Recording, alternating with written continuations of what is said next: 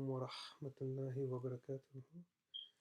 Okay, guys, when they take the Federal Reserve, well, New York, the false flag of all false flags, naturally the Federal Reserve Bank, where the gold stores are for foreign countries as well, will be taken out at the same time. This will kind of result into the world economic collapse, all staged, of course. They will press the reset button and also loot, as, as in not America, but the elitists. Don't forget it's a privately owned company. In fact, the Rothschilds own the Federal Reserve.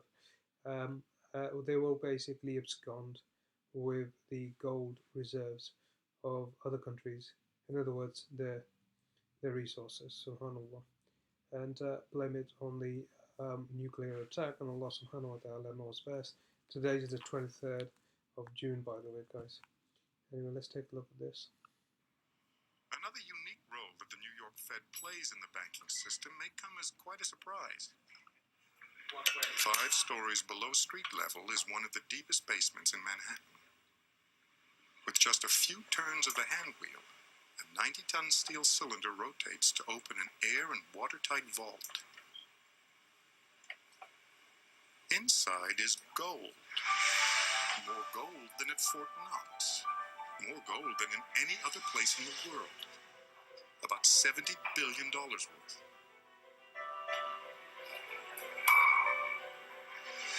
Remarkably, 98% of this gold belongs to foreign countries and not to the United States.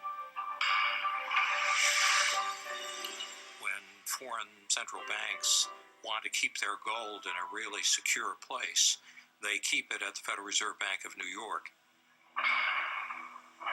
Each gold bar weighs 28 pounds, worth about $118,000 at today's prices. The workers must wear metal covers over their shoes to protect their feet. There's not much high-tech about transactions in gold. The bars are literally moved from a country's compartment by hand.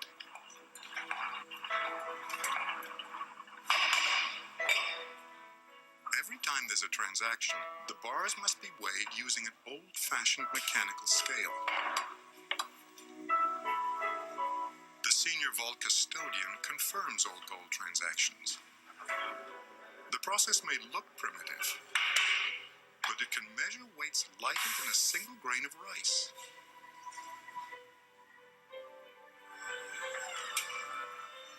Sometimes the gold is transferred from the Fed to another location.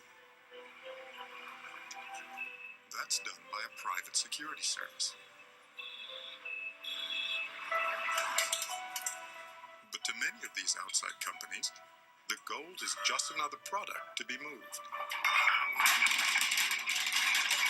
Perhaps that's because gold no longer has anything to do with the value of the US dollar.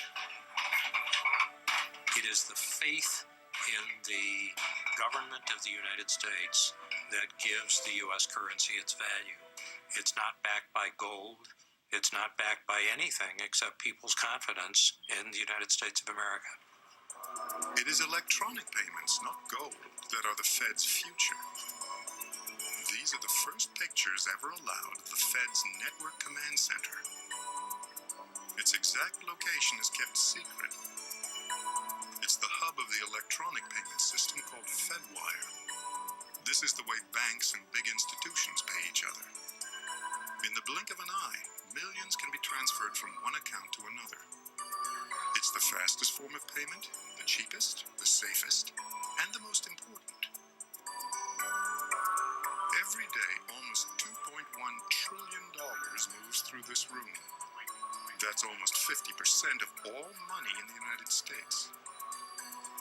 If one of our electronic systems went down in the middle of the day, it would bring the economy to a halt very quickly. It would be a very serious event, and we have to be very careful to maintain our systems on an up or go basis. Sums of money, but a larger number of transactions are done by check.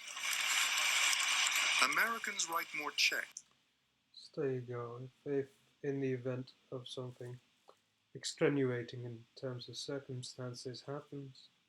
Uh, I guess case in point, a false flag of all false flags.